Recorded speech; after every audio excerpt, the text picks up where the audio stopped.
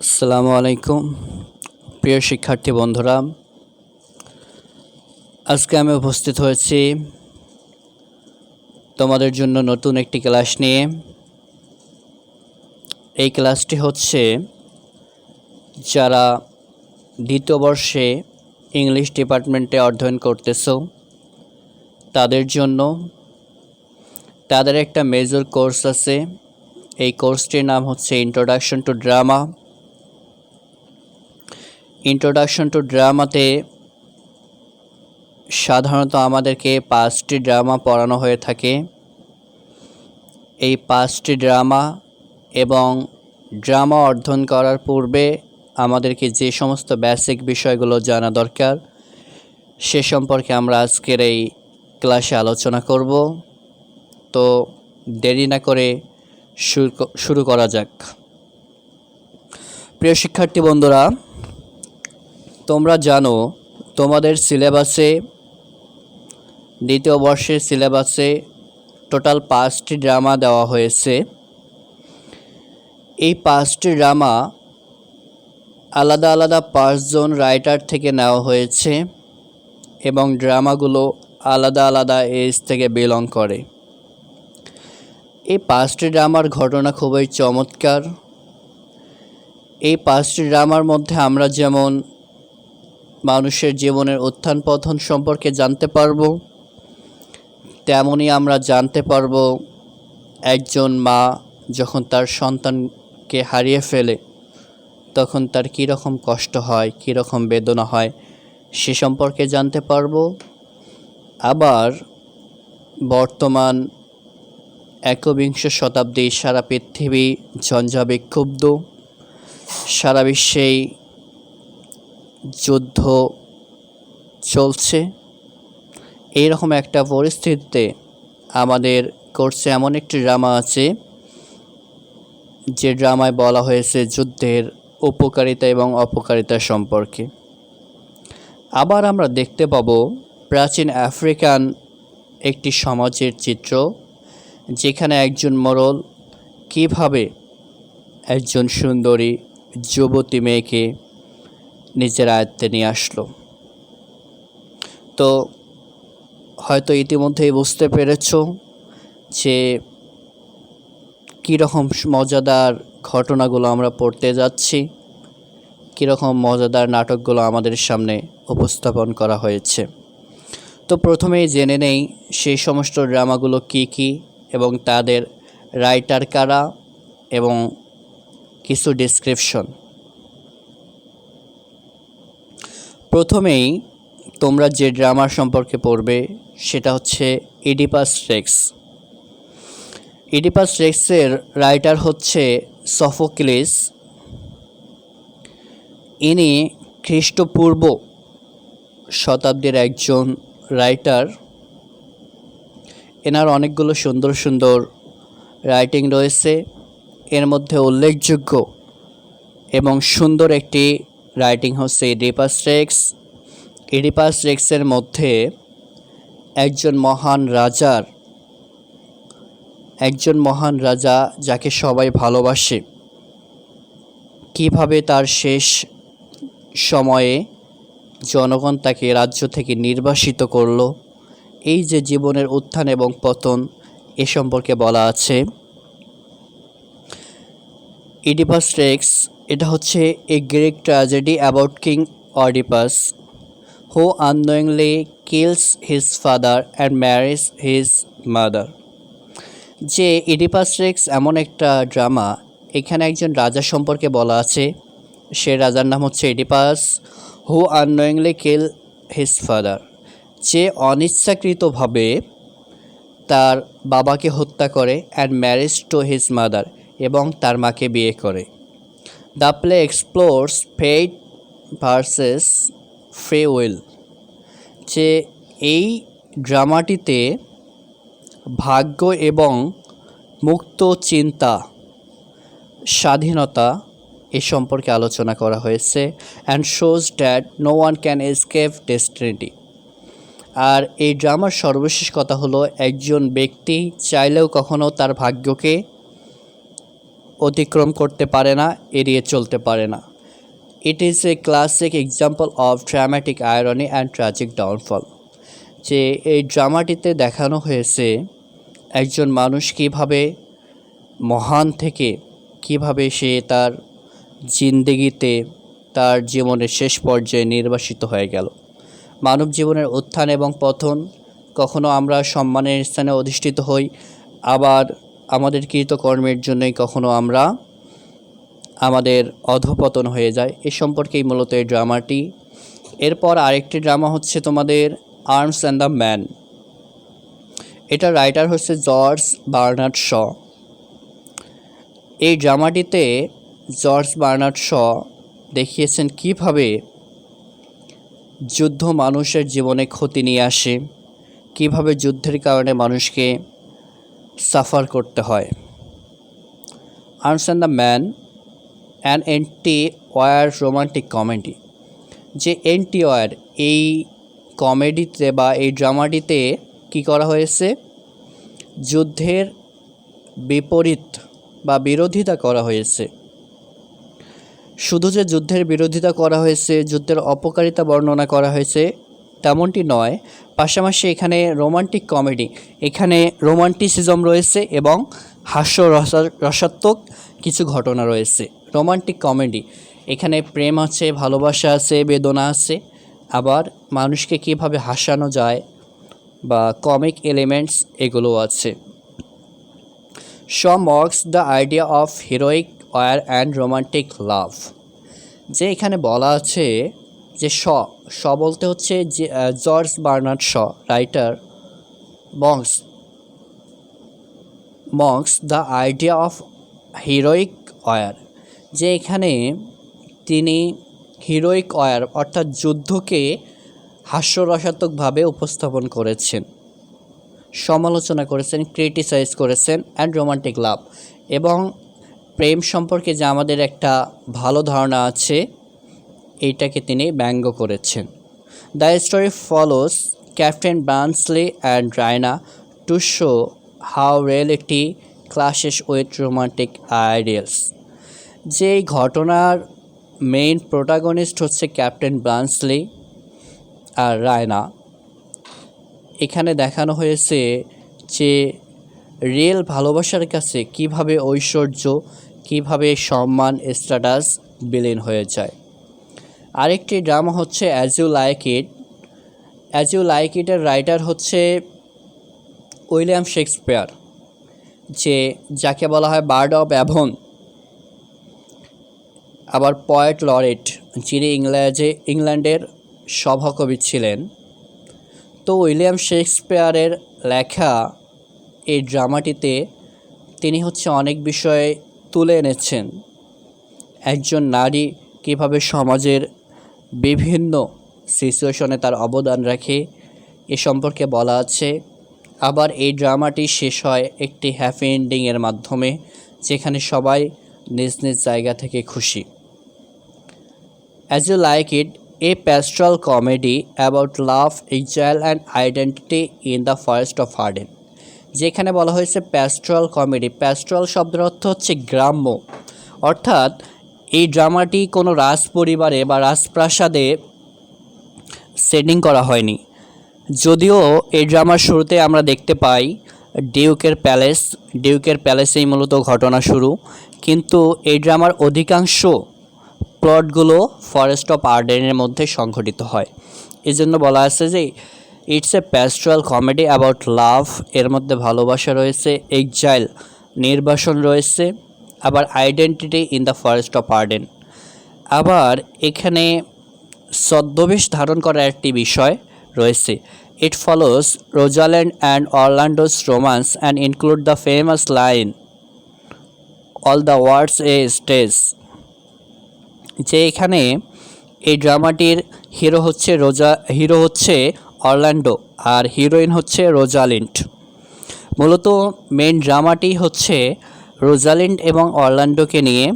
তারপরেও এখানে অনেক হিউমারাস ক্যারেক্টার রয়েছে, কমেডি ক্যারেক্টার রয়েছে, কমিক ক্যারেক্টার রয়েছে, যেগুলো আমরা পুরো ড্রামাটা পড়লে জানতে পারবো। আরেকটি ড্রামা হচ্ছে the lion and the Jewel. এটা রাইটার হচ্ছে আফ্রিকান রাইটার ওলে সোয়িঙ্কা। এই ড্রামাটিতে ওলে সোয়িঙ্কা একজন মোড়ল যার নাম হচ্ছে বারকা। বারকা কীভাবে একজন ইয়াং বিউটিফুল লেডি সিডিকে সেডুইস করে এ সম্পর্কে বর্ণনা করা আছে। কিভাবে একজন মোড়ল তার গ্রামের সমস্ত কিছু নিয়ন্ত্রণ করে এবং সুন্দরী মেয়েদের ওপর নিজেদের অধিকার ফলায়, এ সম্পর্কে আমরা জানতে পারবো এই ড্রামা থেকে। A Nigerian play about the clash between tradition and modernity in the village of Ilujinle. যেখানে বলা আছে যে এটা একটা নাইজেরিয়ান ড্রামা, যেখানে বলা আছে যে ট্রেডিশন ঐতিহ্যবাহী অথবা ওল্ড পুরাতন জিনিস অ্যান্ড মডার্ন এজ, ওল্ড এবং মডার্ন এই দুইটার মধ্যে কিভাবে দ্বন্দ্ব হয়, কিভাবে দ্বন্দ্ব রয়েছে, এই দ্বন্দ্ব সম্পর্কে বর্ণনা করা আছে। যে মোরল ব্যারকা এ চাই হচ্ছে ট্রেডিশন ঐতিহ্যবাহী গতানুগতিকভাবে যেভাবে চলে আসতেছে সেভাবে চলুক, এখানে মডার্নিটি চান্স প্রবেশ করার কোনো চান্স নেই। কিন্তু আবার গ্রামের মধ্যে অনেক মানুষ রয়েছে, একজন স্কুল মাস্টার রয়েছে যার মূল উদ্দেশ্য হচ্ছে মডার্নিটি অর্থাৎ আধুনিক সুযোগ সুবিধা এই গ্রামের মধ্যে পৌঁছিয়ে দেওয়া। Through the love triangle of Baroka, Lakunle and Sidi, Soyinka uses humor and satire to explore culture, colonialism and change। যেখানে বলা আছে through the love of triangle Baroka, Lakunle and Sidi, এখানে ব্যারকা হচ্ছে মূল, লাকুনলা হচ্ছে স্কুল মাস্টার যে মডার্নিটিকে support করে, আর CD হচ্ছে বিউটিফুল ইয়াং লেডি। এই তিনজনের মধ্যে একটা ভালোবাসাটা হচ্ছে লাকুনলা সিডিকে ভালোবাসে, সিডিও লাকুনলাকে ভালোবাসে। কিন্তু এই সময় প্রথা ছিল যে একজন মেয়েকে বিয়ে করতে হলে দেনমোহর দিতে হবে, ব্রাইড প্রাইস, যেটা এই ব্রাইড প্রাইস ছাড়া বিয়ে করতে পারবে না। কিন্তু লাকুনলা আলট্রা মডার্ন হওয়ার কারণে সে ব্রাইড প্রাইস দিতে রাজি না, যার ফলশ্রুতিতে আমরা দেখতে পাই সর্বশেষ সিডির সঙ্গে ব্যারকার বিয়ে হয়ে যায়। সোয়িঙ্কা ইউজেস হিউমার অ্যান্ড স্যাটায়ার, যে সোয়িঙ্কা এখানে কি করেছেন, হিউমার হাস্যরসাত্মক কাহিনী বর্ণনা করেছেন, স্যাটায়ার এবং বিদ্রূপ করেছেন, to explore culture, colonialism and change, যে এখানে ঐতিহ্য, প্রাচীন ঐতিহ্য, সাম্রাজ্যবাদ এগুলোকে ব্যঙ্গ করা হয়েছে। আরেকটা ড্রামা, অন্যতম একটি ড্রামা হচ্ছে the Riders two the C. এটার রাইটার হচ্ছে জেমস সিঙ্গে। এই ড্রামাটিতে একজন মা তার সন্তানকে, 7 জন সন্তানকে সমুদ্রে হারিয়েছেন। শুধু তাই নয়, সে তার স্বামী, সন্তান, এমনকি শ্বশুরকেও এই সমুদ্রের মধ্যে হারিয়েছেন। সর্বশেষ একজন ছেলে বেঁচে আছে, মাইকেল। সে মাইকেলকে সমুদ্রে যেতে নিষেধ করছে, কিন্তু মাইকেল ভাগ্যের তাড়নায় আবারও সমুদ্রে যায় এবং সমুদ্র তাকেও গ্রাস করে নেয়। এ সম্পর্কে বলা আছে a one act Irish tragedy about Maurya, a mother who lost all her sons to the sea. It's a powerful play about fate, loss and the rush life of Aran Island peasants। এখানে বলা আছে যে one act play বলতে এটা হচ্ছে একটা form, যে one act play হচ্ছে সাধারণত unity of place, time and action এটাকে ফলো করে। অর্থাৎ ইউনিটি অফ টাইম বলতে এই ড্রামাটা সাধারণত 24 ঘন্টার মধ্যেই শেষ হবে। প্লেস, যে নির্দিষ্ট একটা প্লেসেই সম্পূর্ণ ড্রামাটা সংঘটিত হবে। আর হচ্ছে unit of place, time and action, আর এই যে অ্যাকশন থাকবে এই অ্যাকশনটা সাধারণত একটা প্লটেই লেখা হবে।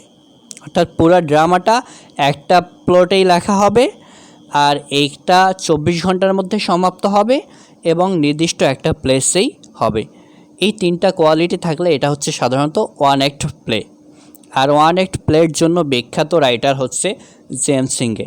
যখন আমরা বিস্তারিত পড়ব রাইডার্স টু দ্য সি সম্পর্কে, তখন আমরা এগুলো ভালো করে জেনে নেব ইনশাল্লাহ।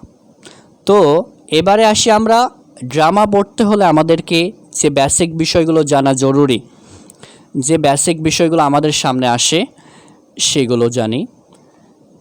What is drama? ড্রামা বলতে আসলে কী বোঝায়? The word drama comes from the Greek word dran, which means to do or to act. এখানে বলা আছে যে ড্রামা শব্দের উৎপত্তি হচ্ছে গ্রিক শব্দ ড্রন থেকে, যার অর্থ হচ্ছে টু ডু কোনো কিছু করা, অর টু অ্যাক্ট অথবা অভিনয় করা। Drama is a form of literature written for performance on a stage before an audience. যে ড্রামা হচ্ছে সাহিত্যের এমন একটা লেখনী যেটা সাধারণত দর্শকদের সামনে স্টেজে উপস্থাপন করার জন্য, অভিনয় করার জন্য লেখা হয়ে থাকে। It combines dialogue, action, character, emotions and conflict. এখন এই ড্রামার মধ্যে কী কী থাকে? ড্রামার মধ্যে সাধারণত ডায়ালগ থাকবে, অর্থাৎ ড্রামার যে ক্যারেক্টারগুলো রয়েছে তারা পারস্পরিক যে কথোপকথন করবে এগুলো হচ্ছে ডায়ালগ। এরপর অ্যাকশন থাকবে, কোনো একটা ঘটনার চূড়ান্ত রূপ বা কোনো একটা ঘটনা কিভাবে ঘটতেছে, এই যে অ্যাকশন এটা থাকবে। এরপর ক্যারেক্টার থাকবে, বিভিন্ন চরিত্র থাকবে, তারা নিজেদের কথাগুলো, নিজেদের ডায়ালগগুলো একের পর এক এক্সপ্লোর করে যাবে।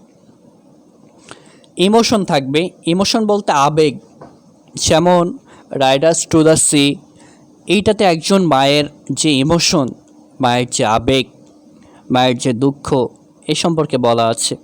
আবার কনফ্লিক্ট থাকবে, কনফ্লিক্ট হচ্ছে দ্বন্দ্ব। এখন এই দ্বন্দ্বটা বিভিন্ন ধরনের হয়ে থাকে, অর্থাৎ সাধারণত ড্রামার প্রোটাগনিস্ট কোনো একটা কাজ করতে চায়, আবার সে ভাবে এই কাজটি করলে কি হতে পারে, না করলে কি হতে পারে। হয়তোবা প্রোটাগনিস্ট একটা কাজ করতে চায় কিন্তু ভাগ্য তাকে আরেক দিকে নিয়ে যায়, যেমনটি ইডিপাস রেক্সে কিং ইডিপাসের ক্ষেত্রে ঘটেছে। এটা হচ্ছে মূলত কনফ্লিক্ট। এবারে আসো দেখি অ্যারিস্টটল ড্রামা সম্পর্কে কি বলেছেন। According to Aristotle, drama is an imitation of action. যে ড্রামা হচ্ছে কোনো একটা ঘটনার ইমিটেশন। ইমিটেশন বলতে কি বোঝায়? অনুকরণ করা, অর্থাৎ কোনো একটা ঘটনা আগে ঘটে গেছে, এই ঘটনাটিকেই আমাদের সামনে অভিনয় করে স্টেজে পারফরমেন্সের মাধ্যমে দেখানো হচ্ছে। এই যে অনুকরণ করা হচ্ছে কোনো একটা ঘটনার অনুকরণ, এটি হচ্ছে মূলত ড্রামা। আবার অ্যারিস্টটল আরেকটা কথা বলেছেন, drama is different from poetry and novel because it is mainly presented through acting and dialogue. Drama is different from poetry and novel. যে ড্রামা হচ্ছে কবিতা এবং উপন্যাস থেকে আলাদা। কেন আলাদা? It is mainly presented through acting and dialogue. সাধারণত কবিতার মধ্যে আমরা ক্যারেক্টার খুঁজে পাই না, আবার কবিতা সাধারণত কখনো অভিনয় করে অথবা উপন্যাস কখনো অভিনয় করে দেখানো হয় না, কিন্তু এই ড্রামাগুলো স্টেজে অভিনয় করা হয়, পাশাপাশি ক্যারেক্টাররা তাদের ডায়ালগগুলো বর্ণনা করতে থাকে। এজন্য হচ্ছে ড্রামা হচ্ছে পোয়েট্রি এবং নভেল থেকে আলাদা।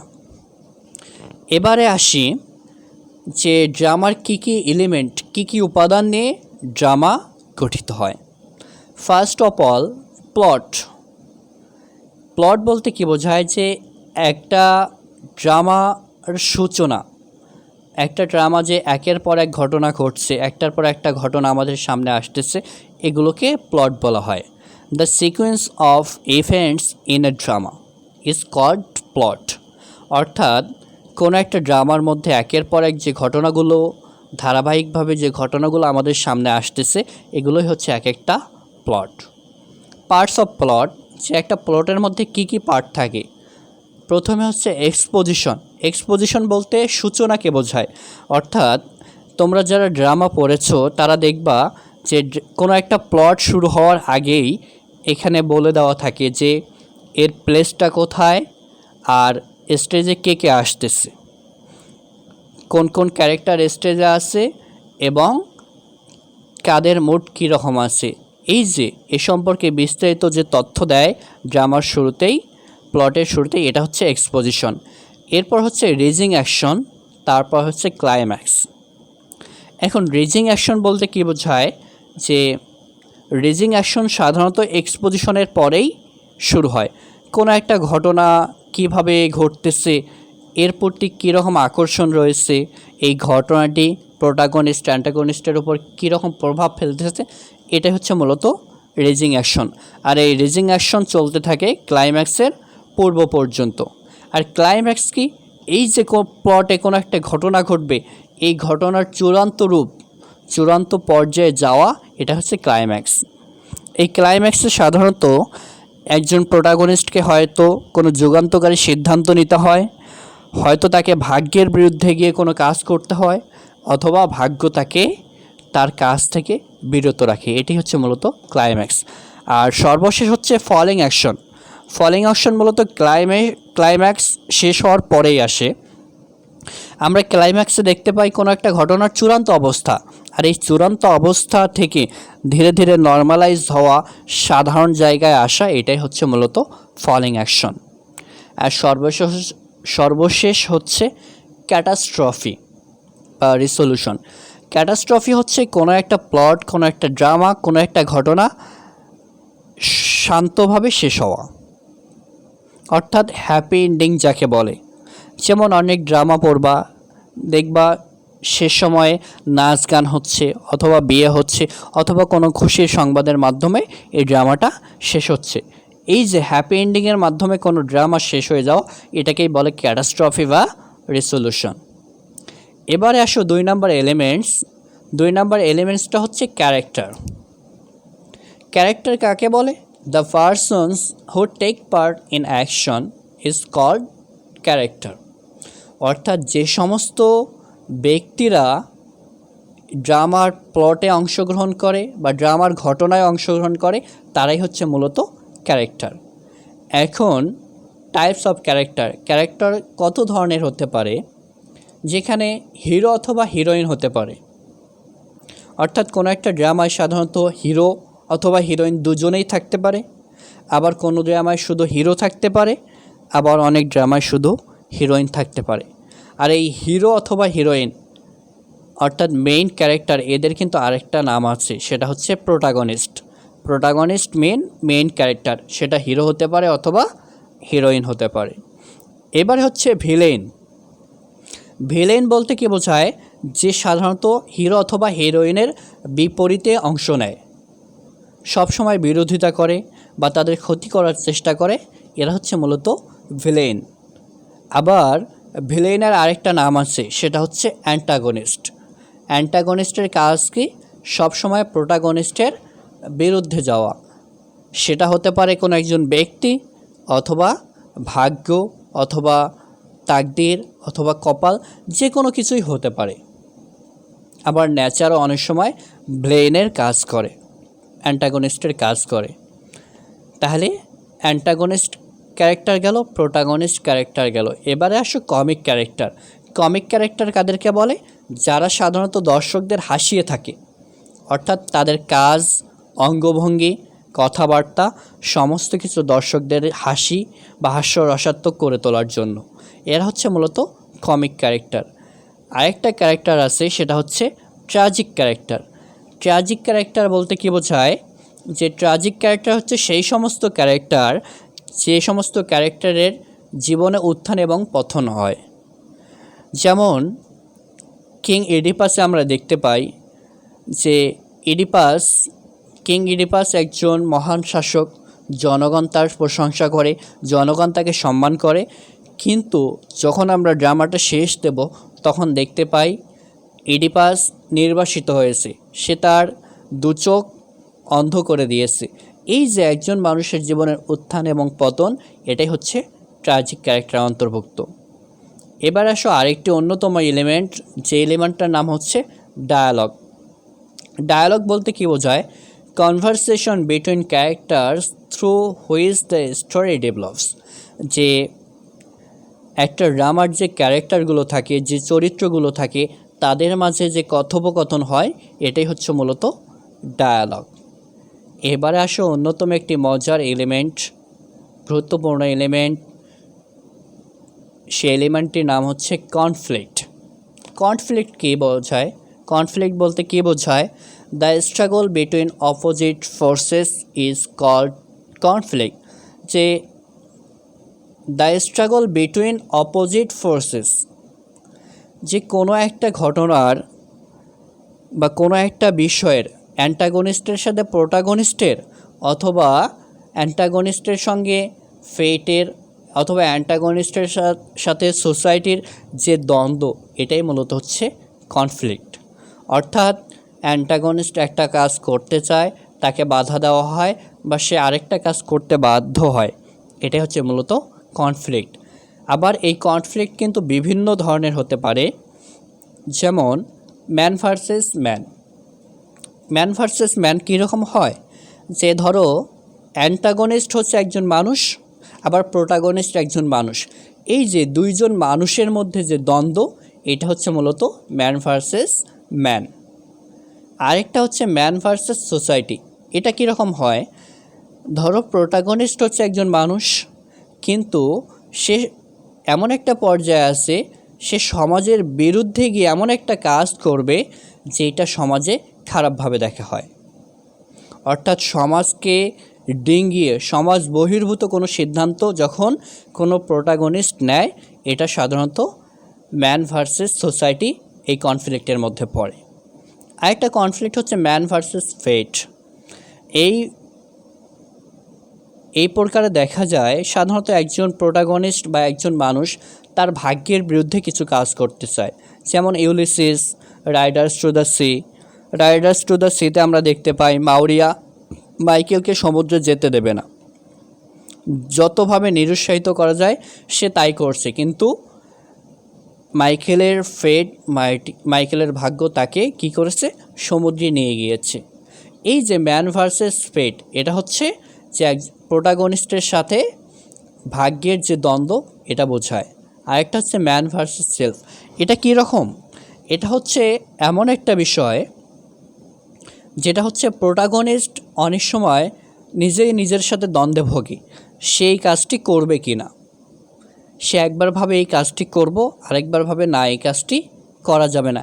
একজন মানুষের, অর্থাৎ একজন প্রোটাগনিস্ট বা একজন ক্যারেক্টারে নিজের সাথে নিজের যে দ্বন্দ্ব, এটাই মূলত হচ্ছে ম্যান ভার্সেস সেলফ। সাধারণত যখন আমরা থার্ড ইয়ারে উঠব, তখন আমাদের সুন্দর একটি ড্রামা রয়েছে ডক্টর ফাস্টাস।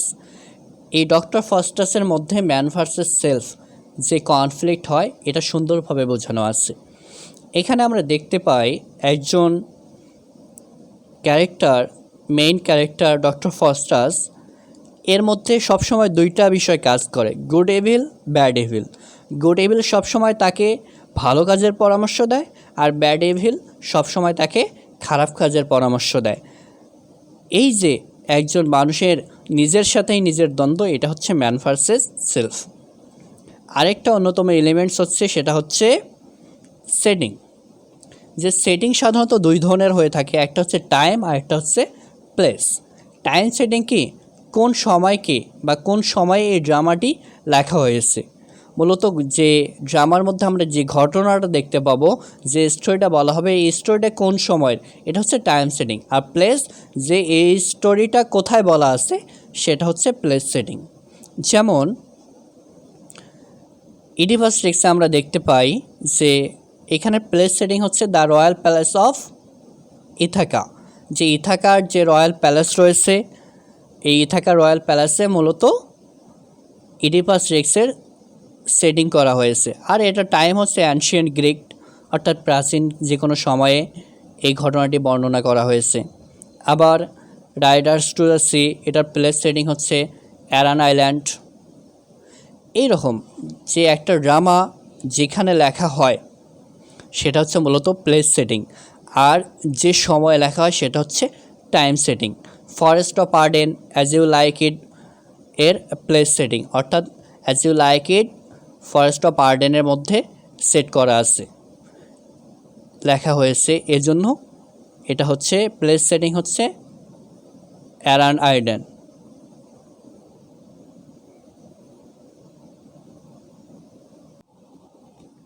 তো প্রিয় বন্ধুরা, অন্যতম আরেকটি এলিমেন্ট হচ্ছে সেটিং।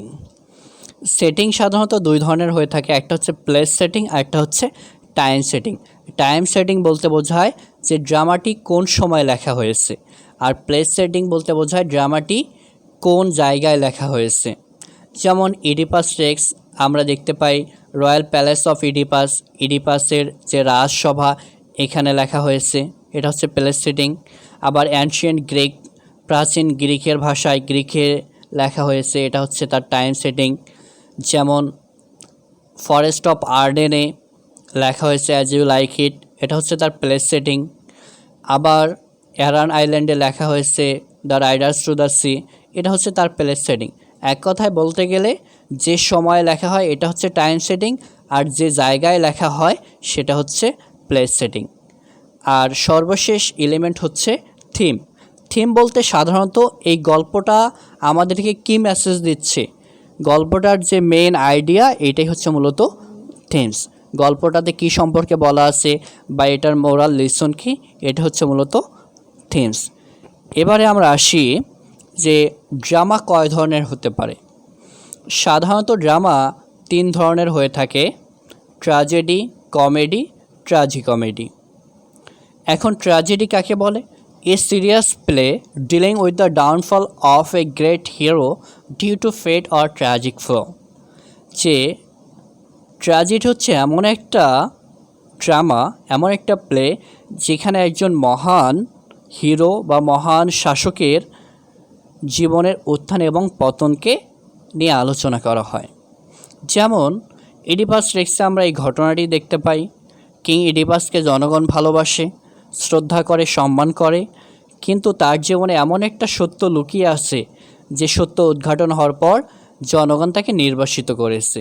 এটাই যে dealing with the downfall of a great hero, একজন মহান হিরোর পতন কিভাবে হয় ভাগ্যের মাধ্যমে, সে সম্পর্কে ট্র্যাজেডিতে বলা হয়ে থাকে।